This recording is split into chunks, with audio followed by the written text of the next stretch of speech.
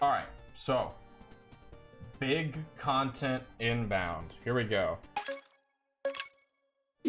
Like I said, so I haven't seen a lot of people do this. I want to make a Valorant Agent Tier List. And I think that, like, it's an interesting discussion that I don't really see anyone have. And maybe this is just because I play fighting games that I thought this might be interesting to do. But, like, I think probably one of the main reasons people haven't done this before is because, I mean, technically every agent in the game can do what, like, a majority of the gameplay is. The majority of things you're doing in the game are not really specific to your agent. Every character can take space. Every character can control space. Every character can kill by the same guns, plant the spike, defuse spike, etc. Right? Every character can do these things. So I think a tier list in a game like this is a little less relevant, but I still would like to kind of like mess around and kind of see what it might look like, you know? Just out of curiosity. So, okay, first. Is this a waifu tier list in order of hotness? No. No, this is in order of viability and effective use, or effective tools, I guess. Okay, first. Breach. I think Valorant pretty cleanly fits into 3 tiers. I might make another tier. Let's do top tier. High tier, average, or just average. I don't think anyone is horrible in this game. I don't think. So Breach. Okay, Breach. I think Breach. So he recently got nerfed, right? I think Breach is interesting. I think that it's funny that he has been buffed and buffed and buffed and buffed and buffed every patch, and he still has not seen like major competitive play. I think it's interesting. Even in like just like average pubs and ranked games, you really don't see Breach often.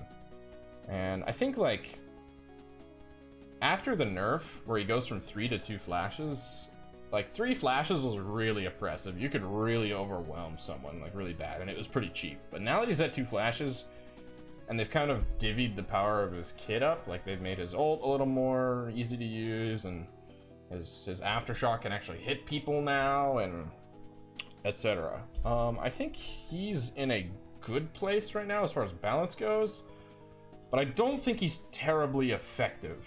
I might change him later once I move around, but I would say he's either top of average or bottom of high tier.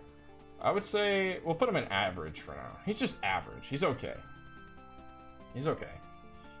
I feel like I don't see any sick, like, Breach specific plays. The one like sick Breach specific play you can kind of do is in a post plant situation where you're defending, you can ult someone off the spike, which is pretty cool. I don't see enough people do that. But the problem is, it's such a good site clearing tool and offense tool that you more likely are going to use it to get on site rather than protect the site. So, it is what it is. Next, we got Brimstone. Okay, Brimstone. Brimstone's cool. Brimstone is like... he's a very traditional character. He's a very traditional character.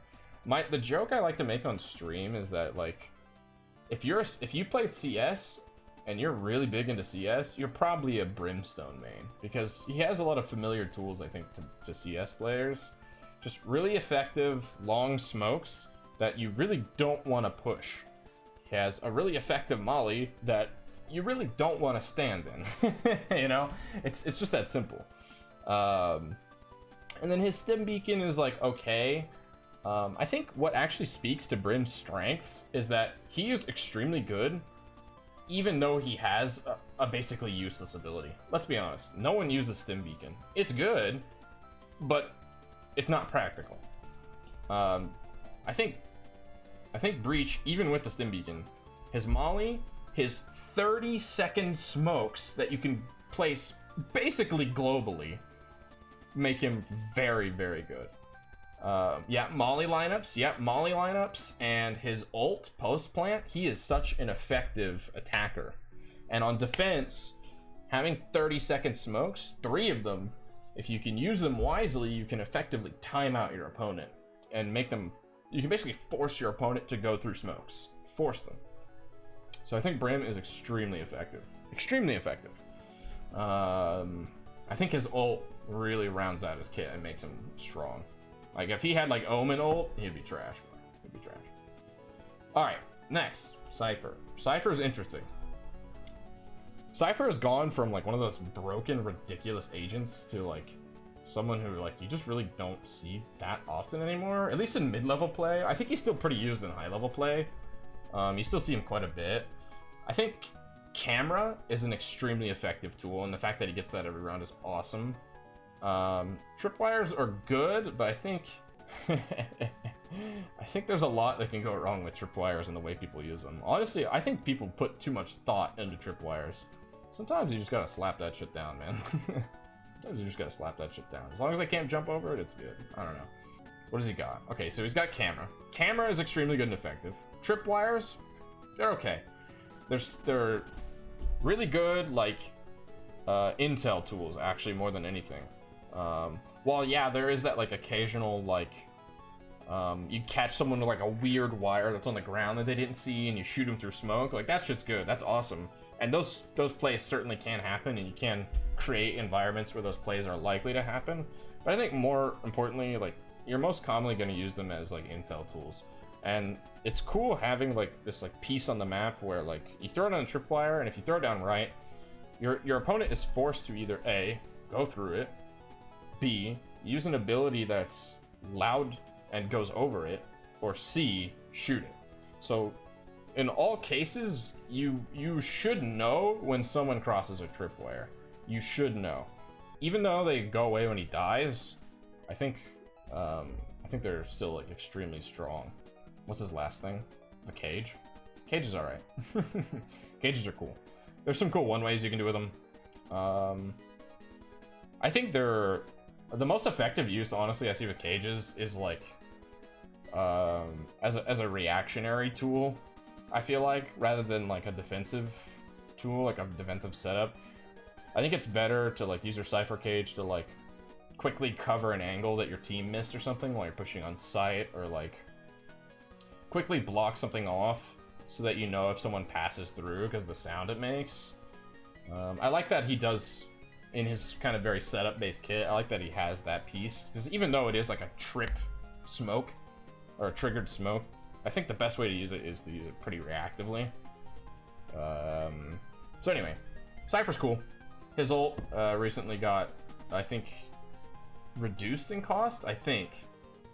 And his ult's extremely good. So Cipher is just a really good intel character. He just gets you a lot of intel, and he helps. I mean, he is a sentinel. He basically performs that sentinel role really well, and just helping control your space. And I think he can actually be pretty useful on, like, attack too, not just on defense. Like, cameraing around a corner is, like, pretty good sometimes, you know. There was one clip I did where someone was sitting in a corner, and I threw a tripwire, and it actually tagged them in the corner because it connected to where they were. It was so sick. Anyway, Cipher, I'm gonna say he's kind of where he's probably above Breach. He's probably either bottom high tier.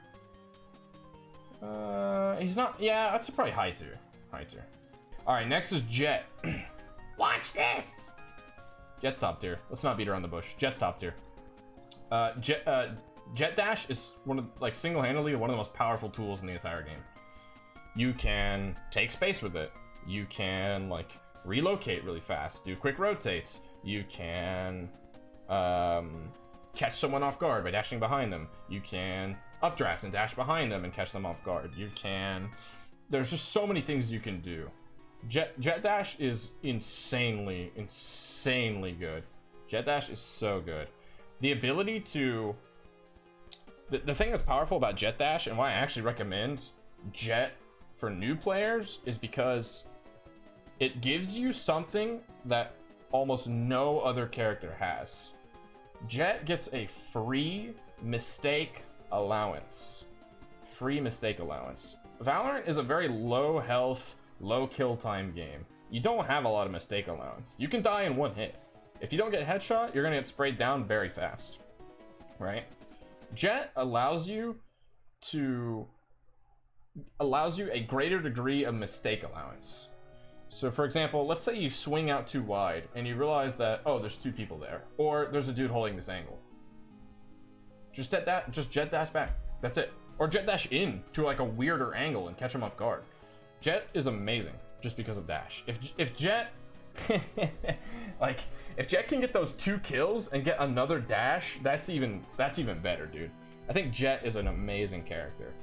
Like, and it's no wonder you see her paired with the op all the time, because generally if you miss an op shot, like, it's so slow in this game that you should die, but you can jet dash after you miss, or after you get a shot, right? Whatever, after you take your shot.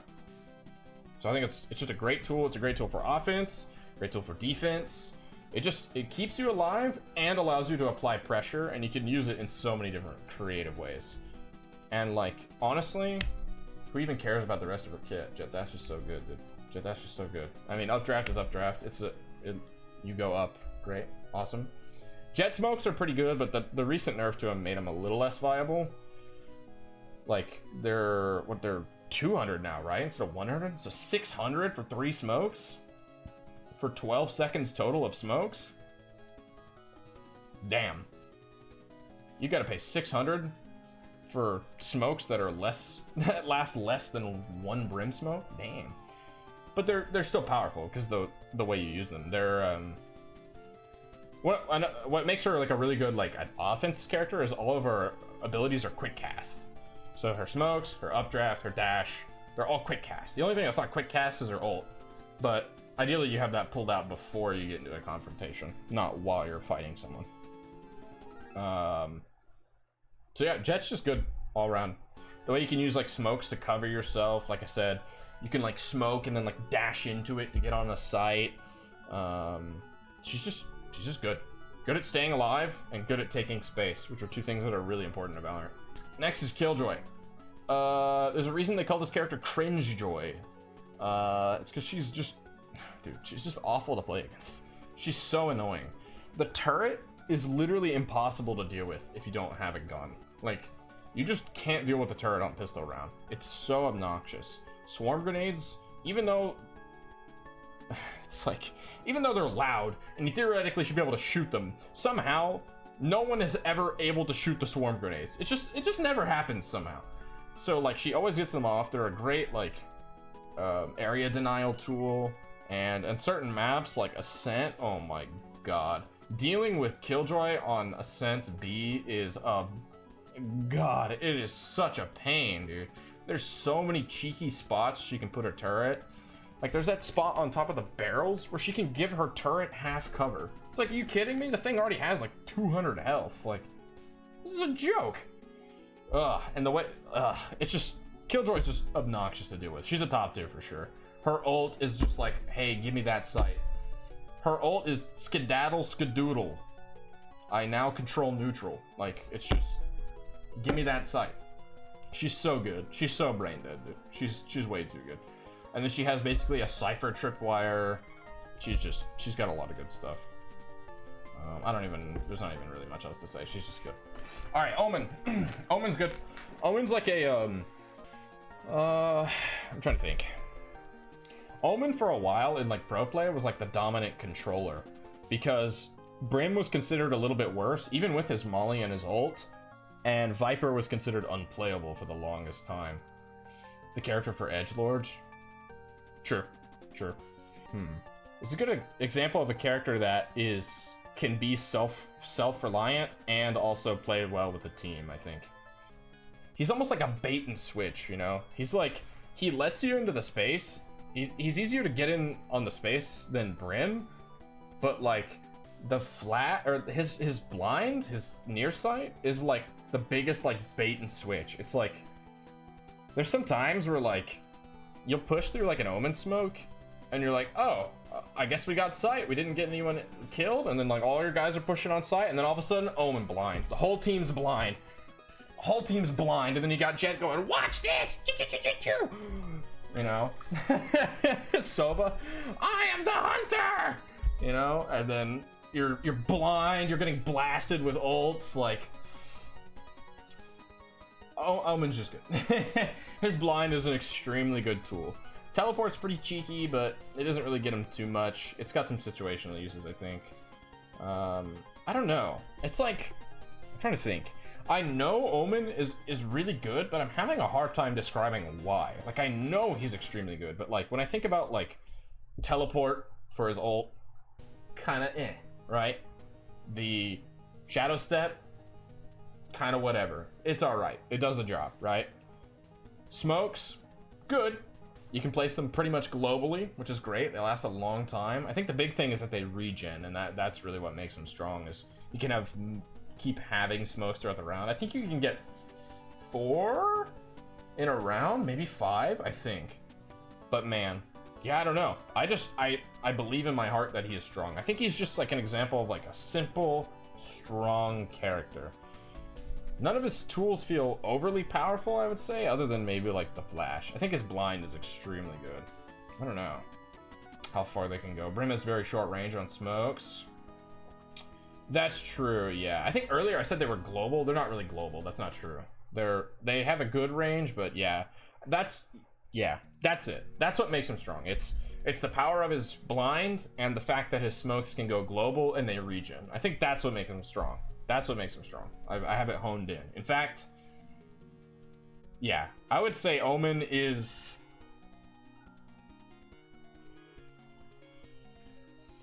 He's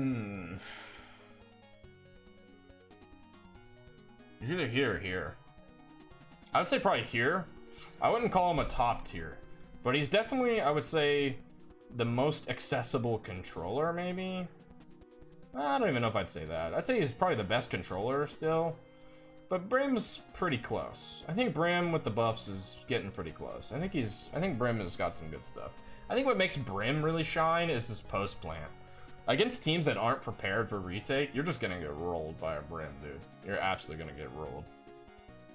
But I think Omen has the ability to kind of play into offense as well as defense a little bit better. I think that's what also makes him strong. Anyway. Next is Phoenix. Phoenix is a top tier, without a doubt. He's going to be...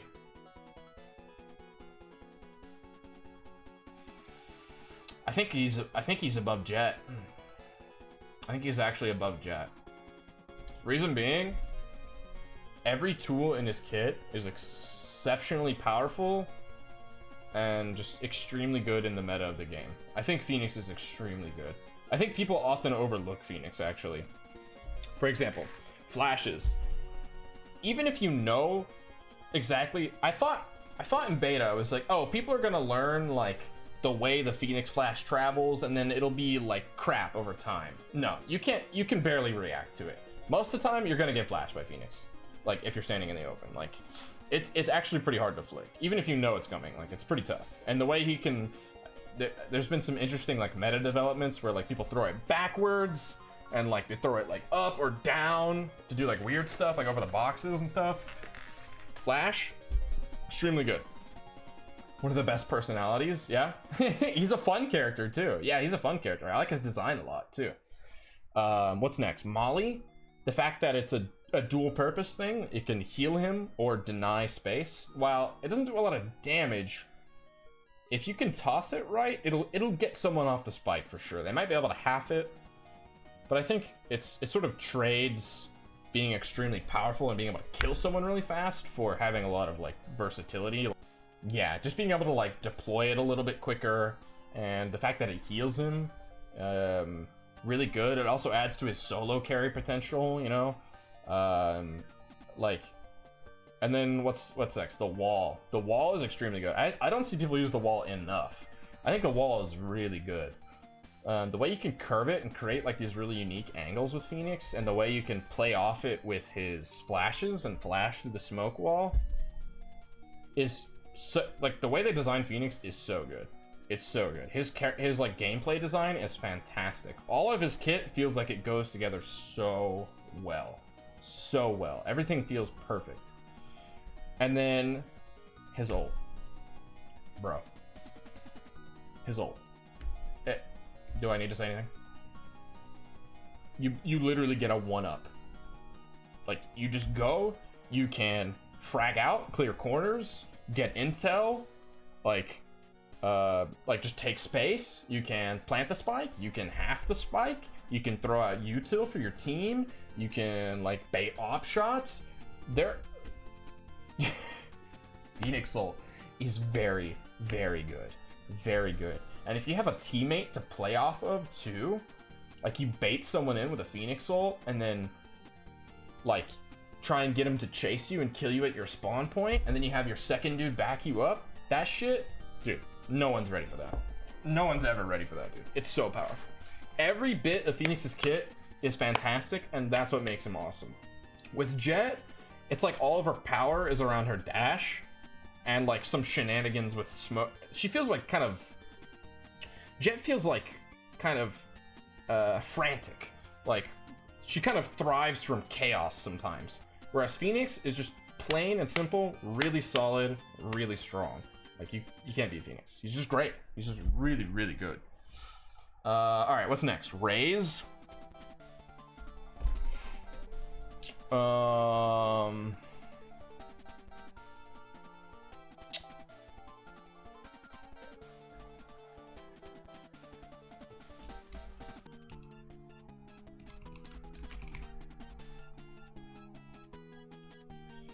All right, let's make this one. All right, what's next? Reina. Okay, Reina's good. It's pretty funny seeing her get nerfed because she had orbs halved. She went from 4 orbs to 2 orbs. She had their price doubled, so 100 to 200, and she's still relevant. Reina is the epitome of a solo carry. You can take this character and probably get up to like Diamond or Immortal, just being like a solo fragger. This character is extremely good. And the reason being is like most players around the low to mid ranges of the game just don't have good team play. And Reina really thrives and rewards you for getting 1v1s. Like isolate those 1v1s, pick that one person, and then you get rewarded. You get free health, or you get like this insane movement tool to like get you out of trouble. Reina's just like pure fragger. And I think she's really good. I think where she falls flat is her team play. Her team play is just really bad. Her whole kit is what I call selfish. She has selfish abilities, and I think at the very, very top level of this game, I mean, what the hell do I know, right? I'm some Plat Andy, right? I mean, Sentinels won the big Valorant Champions tournament or whatever it is with Reina during the last game. So like, what do I know, right? But I think at the top level of play, where she falls short is team play. That and her one ability that does help her team, her flash, can be very easily destroyed. Like for example, let's say you're pushing onto site and you throw a flash to catch someone out who's in a weird angle. There may be a spot where like they have a teammate watching and they can see the flash, but that you can't see them, so they get to shoot your flash for free. So I think in coordinated games with very team play focused teams, like Reina just doesn't have the strength. I think she's really just like the solo carry, solo fragger, kind of ego Andy character. And so I do think she's good, but I think at like the peak level of this game, I don't really see a spot for a Reina at all. I see a spot for a Jet. I don't really see a spot for a Reina. I would say she's in high tier. She's probably actually, I'm gonna rearrange these a little bit. I would say, oh no, that's actually pretty accurate. That's probably how I feel. Cipher better than Reina? Probably, yeah. Brim better than Reina? Yeah, definitely. Omen? Yeah. Yeah. Okay, yeah, I'd say that's right. Alright, next. Sage.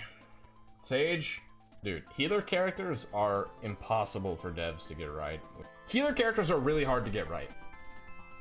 And I feel like Sage...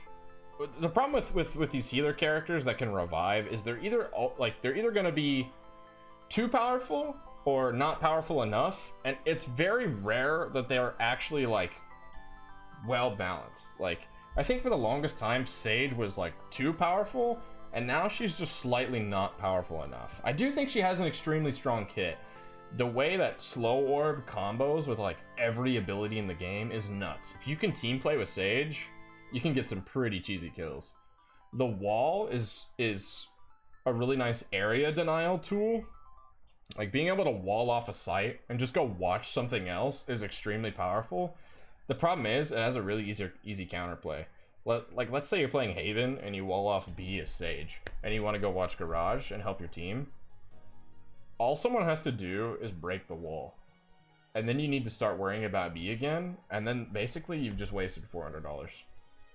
So, I think at like around, honestly, around my level of play, most people don't know to shoot the Sage wall. They just let it be. They just let it be, and that's when it's extremely powerful.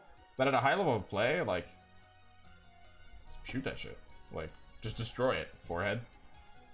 That being said, heal, extremely good tool. And revive, incredibly powerful tool. Revive is so cheap, dude. It's so cheap. It's so cheap. You get to play a 6v5 one round. Gee, I wonder what that's gonna do to your win chances. Anyway, Sage, she's good. She's good. I don't know where I'd put her. Maybe somewhere next to Cipher. She's probably better than Cipher. Brim. Probably around here. Probably around here. All right, next, Skye. Skye, I already thought was extremely powerful. I thought she was very good. And then she got buffed. So she's great now. I think while the 3 flashes, you know, going down to 2 flashes, it's like, damn, that kind of sucks. The rest of her, it's kind of like she got her power like divvied up among her kit better, and that's actually exactly what they said with her and Breach. What they wanted to do was divvy up their power away from their flashes. I think they did that pretty well. I think all of Skye's tools are very good. I think the fact that the flashes tell you that people are there are great. I think the change where you can detonate them with your gun out is sick. That's awesome. Gives her a little bit of like fragger potential. Dog, great, good tool. I would say probably one of Skye's biggest weaknesses, and probably one thing I'd like to see changed, is her ult is just a little too flimsy. Even though it's like invisible until you get close, it's very rare it actually hits someone. It's very rare, and sure, it tracks them down, but it would be nice to see it have a little more consistency with like actually getting the stun off, because sometimes someone just shoots your ult and they hit all 3 trackers with a spray, and then that's it. That's your ult. So I think that kind of weakness kind of puts her back a little bit. I think she is good though. I think definitely better than Breach, I would say. Definitely better than Breach. I might rearrange these a little bit. I'm not sure. Would I say she's high tier? If she still had 3 flashes, I think I'd say she's high tier. But because she only has 2 now, I don't know. The power with her flashes before is it wasn't flashing people. It was getting the intel. It was flashing out of B main. Okay, flashing out of mid. Oh, are there people here? Oh, people here? Nope. Oh, I guess they're in A main. Like that sort of thing. So it's a little harder to do that now. So I think that's kind of kept her at like the same power level, actually, now that I think about it. Anyway, I'm gonna leave it there. Sova's good. Of course, everyone knows Sova's good. What I'm trying to decide is he a top tier or is he a high tier? Sova's extremely good. Recon Dart, amazing tool. Great. Marks people. Sets up free kills. Sets up for his ult. Great. Shock Dart's great denial tool, especially in earlier rounds. Can get some really cheesy kills. Double shocks, if you know how to do them, are pretty insane too. Yeah, overall, really good character. Really good at taking space on offense. And really good at holding space on defense.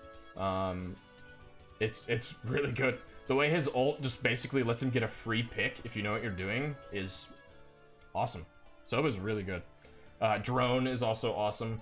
The way you can clear a ton of angles with 1 bit of util is extremely powerful.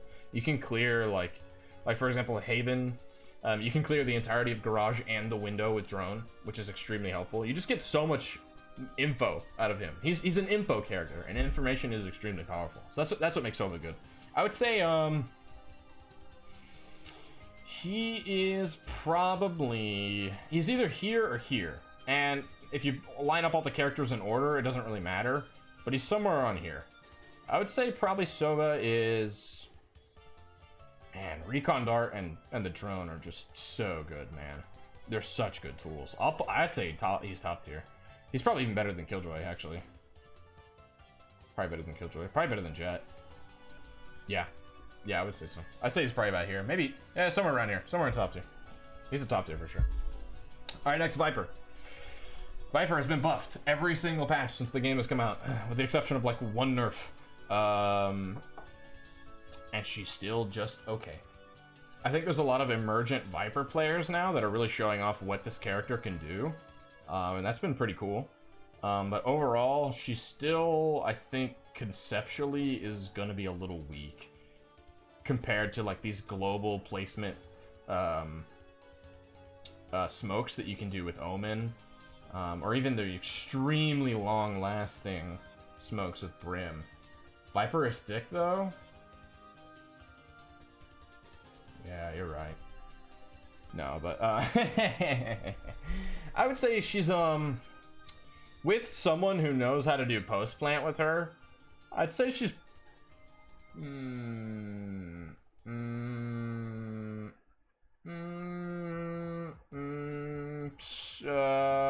man, compared to the other characters, high tier. Would I say she's a high tier? I think she takes a lot of work to be just as good as some of the other characters. I think that's what holds her back. I don't think Viper's bad. I think she takes a lot of work, though. If you know lineups and stuff, I think she's extremely strong. I've seen some clutch stuff, like literal cross-map flash, or not flashes, cross-map mollies that have saved rounds. But you gotta really do your research. I think where she excels is in executes. Very specific, team-coordinated executes. And at most levels of play, you just don't have that. You just don't have that. Most of the time, your wall ends up being extremely effective for like what you're doing or what you think is gonna help the team, but like it inevitably always screws over someone on your team. Like that's just kind of how our wall works. Boom Boom Girl trash tier? Oh, she's not trash tier. She's just... Oh, you know what I should call this? Sorry. Yeah, you're right. This should be degenerate. Degenerate tier. She's not bad. She's just degenerate, and that's all I want to say. Degenerate. Crutch. Alright. Okay. I hate Raze. Okay, Yoru. Oh man, Yoru. Yoru's my boy. I want to put him high on this tier list, but he's really not that good. He's probably somewhere around here. I think Yoru is good. I think Yoru has good tools. I think his ult is exceptional. Problem is, it's his ult. He doesn't get it every round. I think his ult is very good. I think that his teleport is one of the greatest tools in the game. I think it's exceptionally powerful if you know how to use it. At least in the mid to highest levels of play, and very much so in the low levels of play. I don't know how he is in top tier. You don't see Yoru in top tier at all, and I think that's just because like people are just too aware of what's going on and communicating, and that's probably what really kills Yoru. Is Yoru thrives in chaos. The more chaos that's happening and the more that your enemy doesn't know, I feel like the better he does. Yoru very much thrives in uncertainty, and that's why I think he's a lot of fun to play. I think Yoru, people don't realize, is a mind game character. He's all about mind games. I think Yoru, if we were saying this is for bind, this is specifically for bind, Yoru would be like actually like right here. Yoru is extremely powerful if you know how to use his mind games, especially on bind, because he can trigger teleport noises and like teleport through teleporter and take risks and ult through teleporter and blah blah blah. The teleporters on bind give him so much to play with, but on all the other maps, not so much. Not so much. I think what holds Yoru back is he has a good ult, decent ult, a decent flash, a really good teleport, and an absolutely useless footstep ability, which, while it can be used for some pretty good mind games, against most players, they really don't give a shit about footsteps. And most people, when they hear walking in one direction, they kind of know it's Yoru footsteps. It's pretty easy to see. I think that Riot has talked about buffing Yoru, and they said they're going to actually look at his footsteps, and I would actually like to see the ability either massively improved or like drastically changed. Like, it'd be cool if instead of just footsteps, he made like a clone. Like, he made like an illusion, so that when you saw it, you thought it was a Yoru, you know? Or maybe like you could place footsteps like Brimstone smokes, or you could place them on the map and create footsteps everywhere. That would be cool. Or even like Omen, like being able to place them globally might make them more interesting. Maybe kind of make the enemy uncertain. Like maybe you put between the sites in the links, you put like some footsteps, and so the enemies like got divided attention. They're like, they want to go check that. Is there someone there? Is there someone not there? Like, I think that is what would make Yoru powerful, is buffing his footsteps. I think in a theoretical world where Yoru's only played on bind and his footsteps are changed to like another ability, I think he's actually really good. I think he's high tier for sure. But where he is right now, he's just not very practical. He just has this one useless ability holding him back. And when you have a useless ability in an mostly average kit, it makes you below average, for the most part. Like I would say, like imagine if Jet didn't have dash. She'd be trash. Like, she would just be trash. Dash makes her whole kit. Teleport unfortunately does not make Yoru's whole kit. It's extremely powerful, but it's just not as nearly as good as Jet's. The fact that you always complain about Raze makes her top tier. What is this list? Oh, she's top tier. Yeah. I just don't even want to talk about her. She's so degenerate. She's so degenerate. You get so much reward for just using your abilities haphazardly that it's just so blatantly unfair. That's why this is called degenerate / crutch, because most people playing this character are a higher rank than they should be because they're crutching. Next is Astra. Now Astra, no one plays this character at my level of play. Mid-level, low-level, even high-level, people don't touch Astra. So it's really hard to say because I don't have a lot of experience with her. I think in theory she is very good, and what I've seen in pro games, she seems really good. But I think she's just a little too much work. She's too much work. I think that she has potential to have these really good setups and executes, and like, oh, you can pull people off the spike and you can stun for your teammates and blah blah blah. But in practice, it's just a lot to deal with. It's a lot to deal with, especially because Astral Form takes you out of the map, removes your sound, removes your sight, and you have a long animation on all these abilities. I think they did a good job at balancing what would have been a really broken character, from what I've seen. It's hard for me to place her, like I said, because I just don't see many Astras, but I would say she's solid. I would say probably somewhere close to Cipher. Definitely not on Reina tier, so it's probably somewhere here. Something like that. Yeah, at least at my level of play. I'm sure at pro play she's like somewhere over here next to Omen or something like that, but I just think she takes too much work in a practical scenario. Like, just placing a smoke is just so much more work than placing an Omen smoke. Yeah. I think if you have a lot of callouts and a lot of team play, that's where Astra thrives. Astra thrives in really good communication and team play. But the fact is, most people don't have that. And lastly, the new boy, the new kid on the block, Robocop, KO. KO's interesting. I thought he was going to be really powerful, and I think a lot of pros thought he was going to be kind of trash. I'm uncertain. I think he's kind of in the middle. I think I need to see more KO. I haven't watched any pro games with KO yet, but I think KO is strong. I think his flashes, if used correctly, are very, very powerful. I think his molly is decent, and I think against certain characters, KO is exceptionally powerful. I think KO is a counter character. I think if you're countering someone as KO, he's very good. But if you're not countering someone as KO, his kit is just kind of okay. It's good, but it's not outstanding. I thought his ult might be kind of cool with like the revive mechanic, but in actuality, a lot of the time you aren't getting revived, unless you've got someone good backing you up to frag. I do like that he basically goes from being like a utility base, you know, he's an initiator, helps set up his team, and then he can ult, and then he can kind of take the spotlight and help his team push in. I kind of like that. I like that switch. It's like press X to duelist.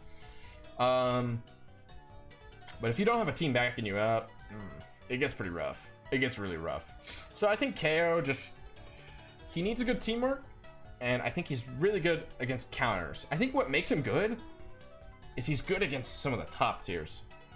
He cancels Sova ult. Reina can't take orbs. He cancels Ray's ult. What else? Cancels jet knives. He can deny like what is it called? He can deny like retake ults, like he can deny a Brim ult or deny a Breach ult. I think why I thought it was going to be really powerful is because I thought it would last longer. I think the problem with KO's silences, at least his ult does not last very long.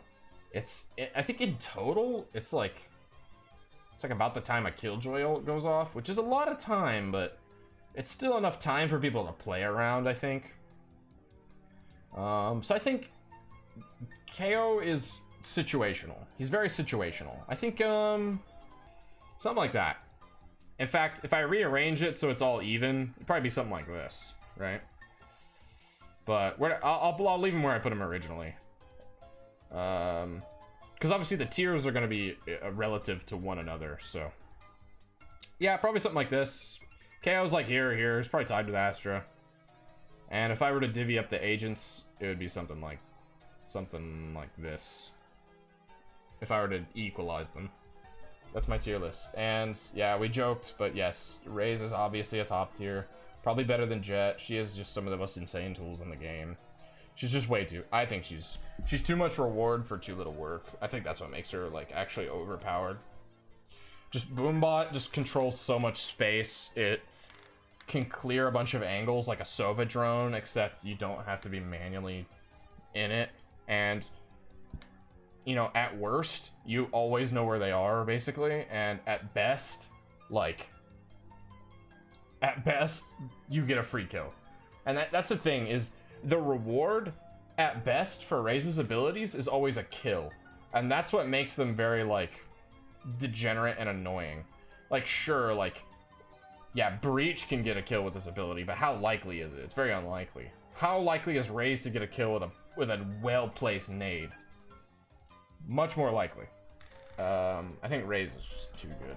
Make the perfect team? Perfect team.